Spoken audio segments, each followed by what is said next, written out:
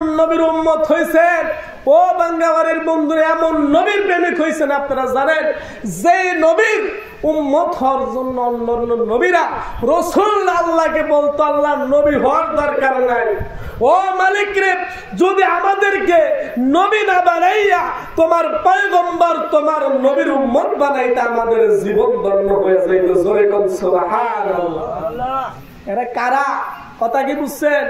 যাদেরকে আল্লাহ কিতাব দিছে, নবী বানাইছে মানুষদেরকে জাহান্নাম থেকে জান্নাতি বানানোর জন্য, সেই নবীরা কয় আল্লাহ নবী হওয়ার দরকার নাই, নবী না বানাইয়া আখিরি নবীর উম্মত যদি বানাইতে আমাদের জীবন ধন্য হয়ে যাইত। চিৎকার করে কোন সুবহানাল্লাহ।